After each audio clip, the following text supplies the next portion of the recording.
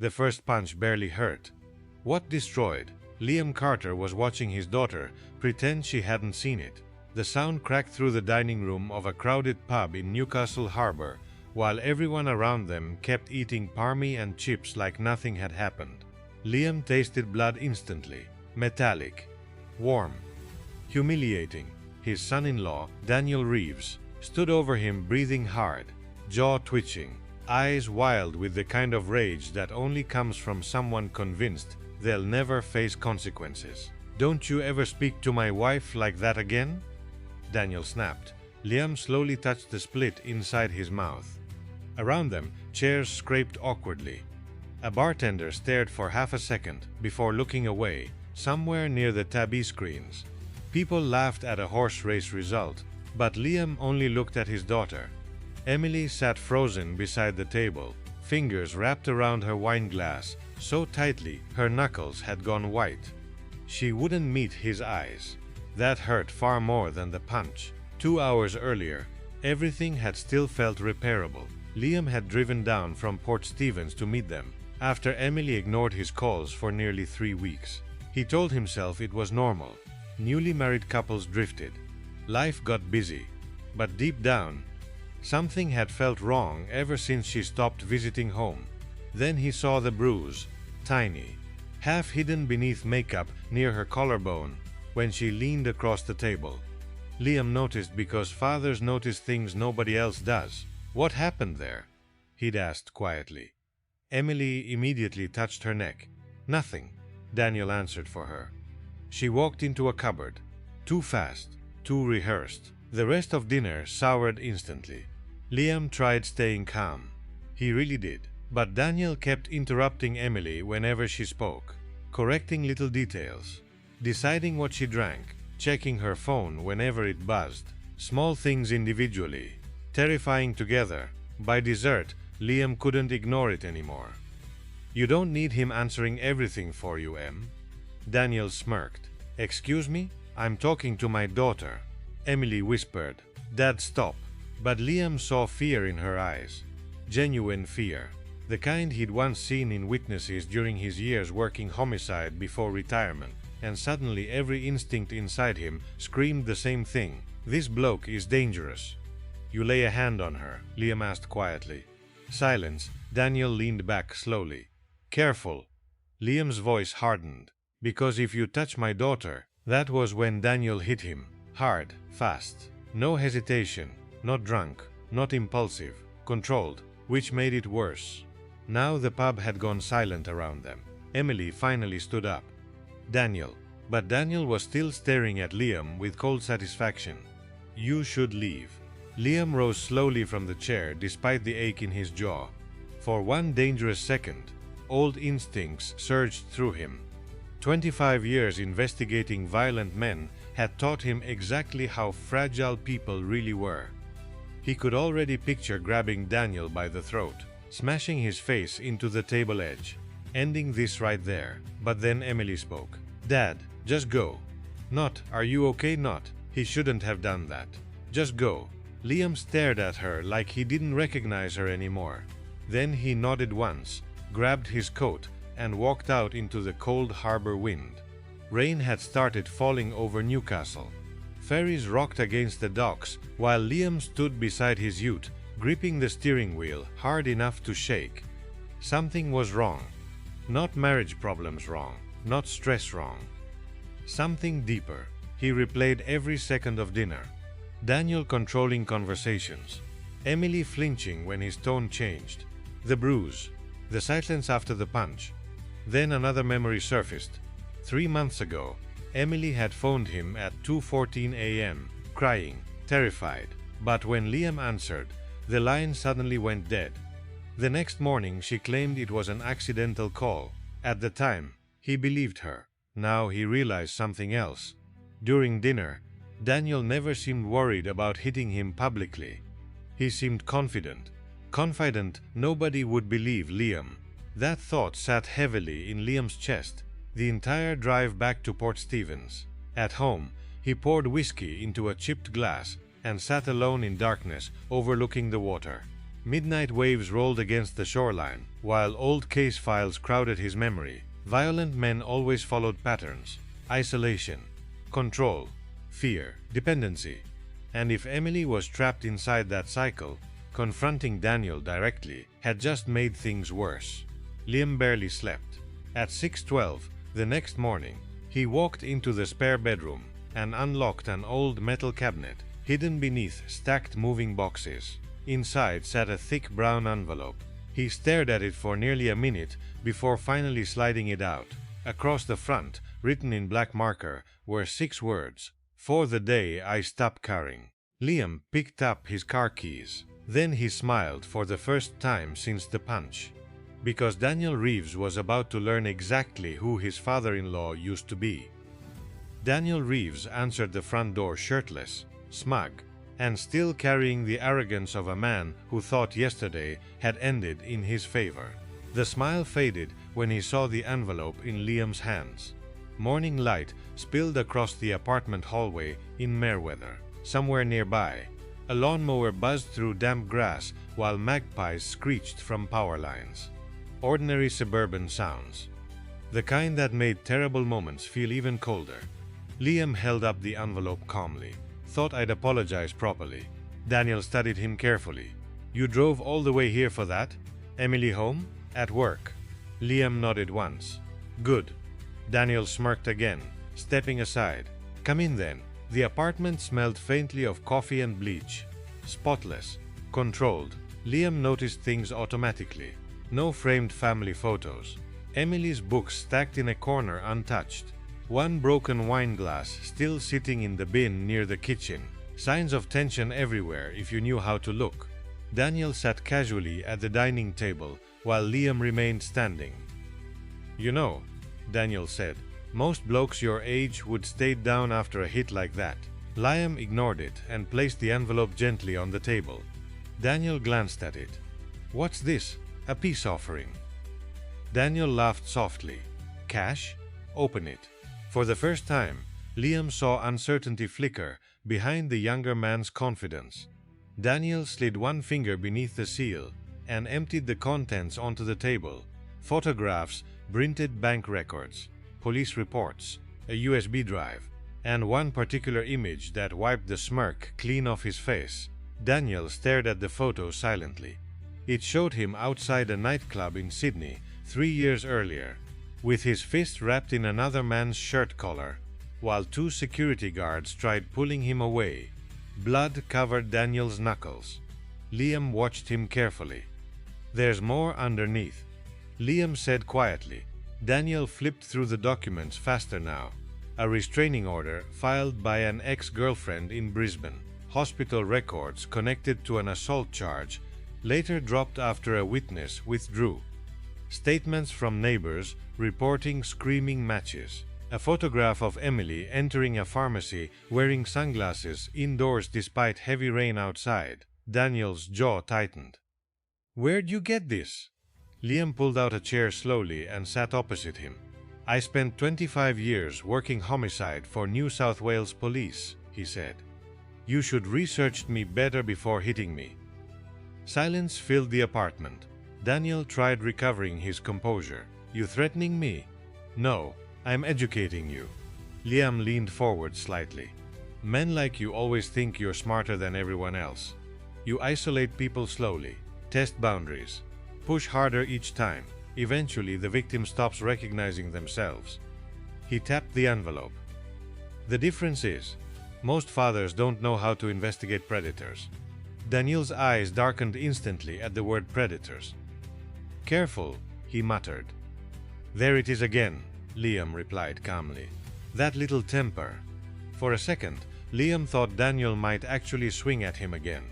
Instead, Daniel stood and walked toward the kitchen window, shoulders tense. "You got no idea what Emily's told me about you." Liam frowned slightly. "What's that supposed to mean?" Daniel turned slowly. "She told me why your wife left." The words landed harder than the punch had. Liam felt his stomach tighten. Daniel saw it immediately and smiled. "Yeah," he said softly. "That surprised you." Liam's late wife, Claire, had died 8 years earlier from a prescription overdose, officially accidental. Quietly devastating. Emily had barely spoken about it since the funeral.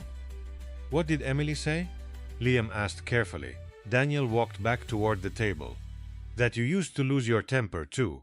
Liam stayed silent. That you scared them both sometimes. That's not true. Isn't it? Liam suddenly remembered the night Claire smashed every plate in the kitchen during one of her addiction spirals. Emily crying upstairs. Liam punching a hole through the laundry door afterward, out of sheer helpless rage. Old shame crawled back into his chest. Daniel noticed. Anne pressed harder. You think you're some hero, Daniel whispered. But maybe Emily married someone familiar. The apartment suddenly felt smaller, hotter.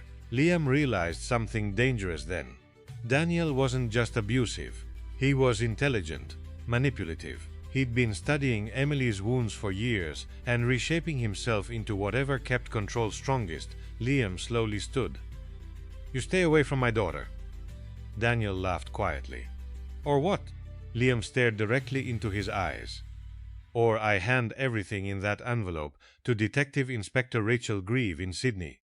She's very interested in reopening an old assault case involving you. For the first time, genuine panic flashed across Daniel's face. Tiny, brief, but real. And Liam instantly understood something terrifying. One of those old cases mattered far more than the others. Before Liam could speak again, Daniel's phone buzzed loudly on the table. A message notification lit the screen. Liam only caught a glimpse. But it was enough. Woonburden number. She knows about Gold Coast. Daniel snatched the phone instantly. Too late. Because Liam had already seen the fear in his eyes. And suddenly, the envelope wasn't the real problem anymore. Whatever happened on the Gold Coast was. Liam didn't drive home straight away. He parked beside Nobby's beach and sat inside the ute, watching gray waves hammer the shoreline while rain streaked across the windscreen.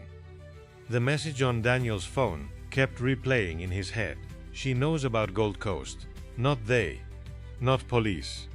She's someone specific. And whatever she knew had terrified Daniel more than the envelope ever did. Liam lit a cigarette despite quitting 6 years earlier. His hand stayed steady, but his mind didn't. Instincts buried since retirement had fully awakened now. Patterns, behavior, pressure points. Every old investigative reflex was screaming. Daniel Reeves wasn't just controlling. He was hiding something catastrophic. Liam pulled out his phone and scrolled to an old contact he hadn't spoken to in nearly 3 years. Rachel Grieve, still one of the sharpest detectives he'd ever worked with. He hesitated before pressing call. She answered on the 4th ring. If this is another fishing trip invite, I'm blocking you. Liam almost smiled. Need a favor. Her tone changed instantly. What happened? An hour later, they sat inside a quiet cafe near the Newcastle foreshore. Rain battered the windows, while office workers shuffled past outside beneath umbrellas. Rachel looked older than Liam remembered. Sharper too. The job did that. She flipped through copies of Daniel's documents silently. You built this yourself? Started last night. Jesus Christ. Liam leaned back heavily. Tell me about the Gold Coast. Rachel stopped turning pages. That pause told him everything. You know something, Liam said. Rachel looked around carefully before lowering her voice. 3 years ago, there was an assault investigation in Surfer's Paradise. Woman named Alyssa Turner. She slid her coffee aside. Nearly died. Liam felt cold instantly. She accused Daniel? She identified him before surgery. What happened? Rachel's jaw tightened. Witness disappeared. CCTV footage got corrupted. Case collapsed. But you believed her. I still do. Liam stared out toward the rain. Where is she now? Rachel hesitated again. Missing. The word hit like concrete. How long? Almost 18 months. Liam's chest tightened slowly. Missing women. Failed assault cases. Witnesses disappearing. The shape of something ugly was finally emerging. Rachel leaned closer. Officially, Daniel was never considered involved in her disappearance. No evidence, no body, nothing solid. But unofficially. Rachel held his gaze. I think he killed her. Silence swallowed the table.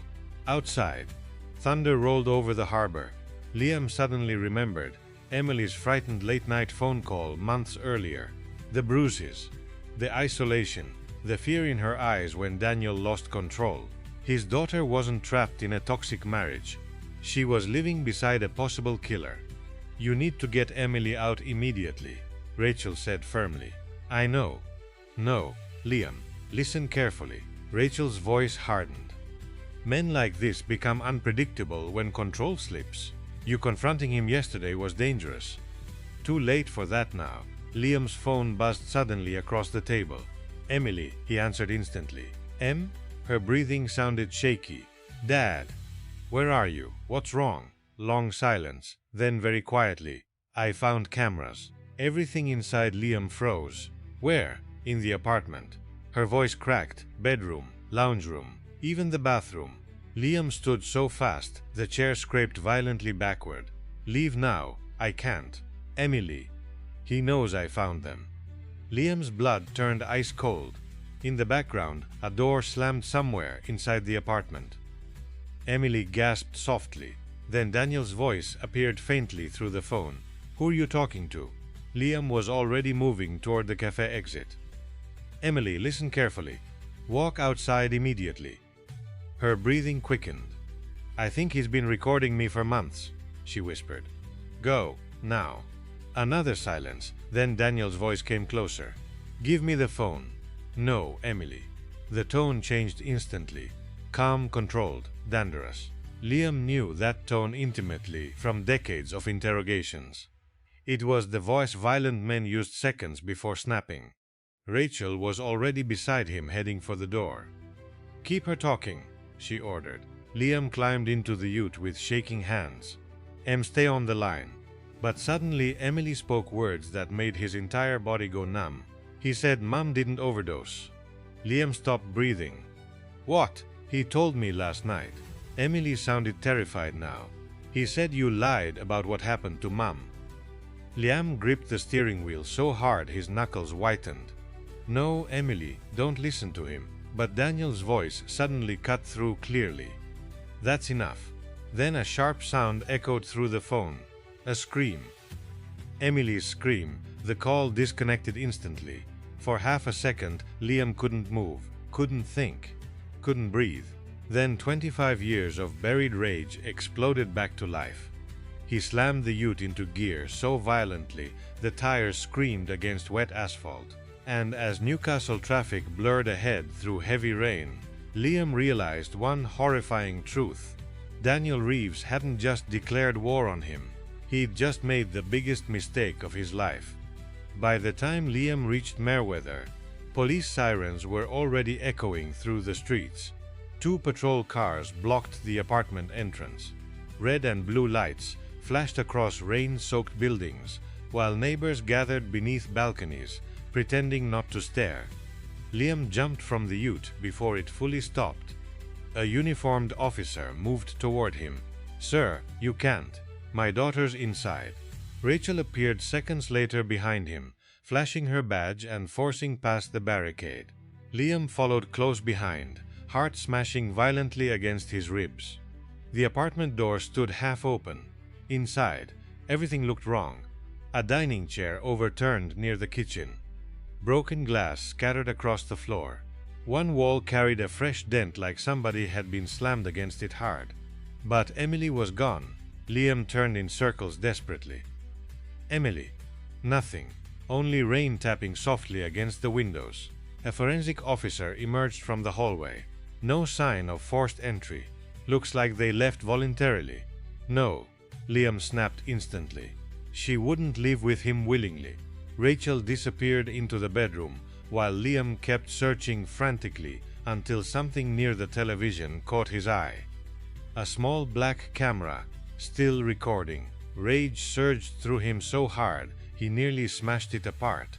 Instead, he forced himself to breathe. Think. That's what separated detectives from grieving fathers.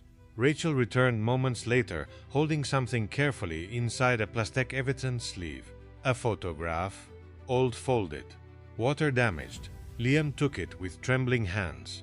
The image showed Daniel standing beside a blonde woman outside a bar on the Gold Coast years earlier, Elisa Turner, except someone had violently scratched her face out using a knife. Liam stared at it silently. "That was under the mattress," Rachel said quietly. Then another officer approached quickly. "We found blood in the bathroom." Liam looked up sharply. "How much enough?" The room suddenly tilted slightly beneath him. Rachel grabbed his shoulder. "We don't know whose blood." But Liam already felt something collapsing inside his chest. He pulled out his phone and called Emily again, straight to voicemail. Again voicemail, again nothing. Then suddenly his phone vibrated with an incoming message from an unknown number, one photo. Emily sitting inside a car at night. Alive, terrified. A second message arrived beneath it. "You should let it go." Liam's hands shook violently now. Rachel read the message over his shoulder. "Trace it." She barked toward another officer. But Liam already knew something police procedure couldn't fix fast enough. Daniel was escalating fast, and desperate men made mistakes. Then Liam noticed something else in the photo. A reflection in the passenger window, neon lights, partial lettering. Marina, his mind clicked instantly. Marina, Newcastle, Marina. Daniel had taken her somewhere near the waterfront. Liam turned immediately toward the door. Rachel caught his arm. "Wait for backup. No time. Liam, he wants me involved." Liam's voice darkened. This stopped being about escape the moment he sent that photo. Rachel knew he was right. Daniel wasn't running. He was performing, controlling the narrative one final time. And somewhere inside that twisted performance sat the truth about Emily, Elisa Turner, maybe even Claire. Liam drove like a man possessed. Rain hammered the windscreen, while Newcastle blurred past in fractured lights and reflections. Every horrible possibility crashed through his head at once. What if Emily was already hurt? What if Daniel blamed her for the cameras? What if he'd finally lost control completely? Then another thought surfaced. Claire. Daniel's words from yesterday echoed again. Maybe Emily married someone familiar. Liam gripped the wheel tighter. For years, he'd buried the guilt surrounding Claire's death beneath work and silence. He'd convinced himself the arguments hadn't mattered. The shouting. The nights Emily hid upstairs listening to smashed plates and slammed doors. He never hit Claire. Never. But had he made home feel unsafe anyway? Had Emily grown up believing love was supposed to feel frightening? The thought hollowed him out. His phone rang suddenly through the storm unknown number. Liam answered instantly. "Where's my daughter?" Daniel laughed softly on the other end. Calm again. That terrified Liam most. "You know," Daniel said, "Emily asks questions just like you. If you touch her..." She finally started digging into your wife. Liam's stomach dropped. "Shut up. You never told her the truth, did you?" Rain roared louder outside. Daniel's voice lowered almost to a whisper. Claire Carter wasn't trying to kill herself that night. Liam felt his pulse stumble. "What are you talking about?" "She called someone before she died." Silence. Then Daniel delivered the sentence that shattered everything Liam believed about the last 8 years. "She called police because she was afraid of you." The line went dead. Liam stared ahead through blurred rain and flashing harbor lights while something ancient and terrible cracked open inside him. Not because he believed Daniel, but because part of him suddenly feared it might be true. Then he saw it, near the Marina docks, Daniel's black SUV, parked beneath flickering lights beside the water. Driver door open, engine running, and no sign of Emily anywhere. Liam stepped out into cold harbor wind, carrying the smell of salt, diesel, and incoming rain. The marina was nearly empty at that hour. Boats knocked softly against wooden pylons, while distant music drifted from a waterfront bar further down the promenade. Everything else felt dead still. Daniel's SUV sat idling beneath a broken light, imperi. Liam approached slowly, every instinct alert. Then he heard it, a muffled cry somewhere below the docks. "Emily!" No answer. He climbed down the narrow maintenance stairs toward the lower pontoons, boots slamming against wet metal. Water churned black beneath him, and then he saw her. Emily sat tied beside a small fishing boat, wrists bound with zip ties, mouth bruised, eyes swollen from crying. Alive. Liam rushed forward instantly. "Dad, stop!" Her scream echoed violently across the marina. Liam froze. Daniel emerged from the shadows holding a handgun, small caliber, steady grip. His expression looked terrifyingly calm now, like something inside him had finally settled. Rain started falling again. "You always rush in," Daniel said softly. "That's your problem." Liam slowly raised his hands. "Let her go." Emily shook uncontrollably. "Dad." Daniel kept the gun aimed directly at Liam's chest. "You know what's funny?" he said. "I really tried with her, but she kept digging, just like Alyssa did." The name landed heavily in the rain-soaked silence. Emily looked horrified. "You told me she left." Daniel smiled faintly. "I told lots of people, lots of things." Liam took one careful step forward. "Where is Alyssa?" Daniel's eyes flickered briefly toward the water. That was answer enough. Emily began crying harder. "You killed her!" Daniel ignored her completely, staring only at Liam. "She found recordings on my laptop. Threatened to go police. Same as your daughter." He tilted his head slightly. "You know how quickly people become dangerous once they stop loving you?" Liam's jaw tightened. "You're finished." "No." Daniel almost laughed. "You are." Then he pulled a phone from his pocket and tossed it across the dock toward Liam. The screen was already playing audio. Claire's voice. Liam stopped breathing instantly. The recording crackled with age, but unmistakably belonged to his wife. "She's asleep upstairs," Claire whispered shakily. "I can't keep doing this anymore. He keeps losing control." Liam felt physically ill. Daniel watched him carefully. "She called emergency services that night," he said quietly, but she hung up before connecting. Liam stared at the recording like it might explode. Memories flooded back all at once. The screaming, Claire crying, him smashing the laundry door, Emily hiding upstairs. He never touched Claire, but suddenly he understood something worse. Fear didn't always need fists. Emily looked between them in confusion. "Dad," Liam couldn't speak. For years he'd painted himself as the stable one, the survivor, but Claire had been frightened enough to call police before she died. And Emily had grown up, carrying all of it silently. Daniel smiled faintly at the devastation spreading across Liam's face. "That's why she ended up with me," he whispered. "People repeat what feels familiar." The words cut deeper than any blade. Then Emily suddenly screamed. "Behind you." Daniel turned instinctively. That tiny hesitation was enough. Liam lunged forward violently, smashing into him against the railing. The gun fired once into the night sky as both men crashed onto the wet dock. Daniel fought like an animal, elbows, teeth, fury, but Liam had spent decades putting violent men on the ground. He drove his forearm into Daniel's throat and slammed his head hard against the timber.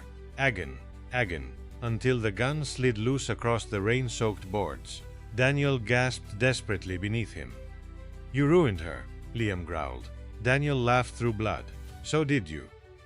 For one horrifying second, Liam almost killed him.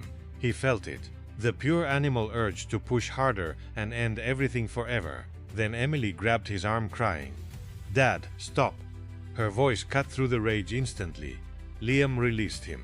Seconds later, police sirens exploded across the marina as officers flooded the docks. Daniel tried crawling away but collapsed before reaching the stairs. Rachel arrived moments later, gun drawn, officers surrounding the entire pontoon. It ended there, almost quietly. 3 months later, divers recovered Alyssa Turner's remains from waters off the Gold Coast. Daniel Reeves received life imprisonment. The recordings from his apartment uncovered multiple victims. Years of surveillance, manipulation, violence, but none of that fixed Emily. Some nights she still woke shaking, Some nights Liam did too. Their relationship survived, barely, through brutal honesty neither of them had ever allowed before. Therapy, silence, grief, long walks along the Newcastle shoreline without speaking. One evening nearly a year later, Emily finally asked the question both had avoided. "Did Mum fear you?" Liam stared out across the dark ocean for a long time before answering. "Yes," he said quietly. "And I hated myself too much to notice." Emily said nothing. She simply reached over and held his hand while waves crashed endlessly against the shore. And for the first time in years, Liam understood something terrifying about violence. Sometimes the bruise people leave on you isn't visible until long after they're gone.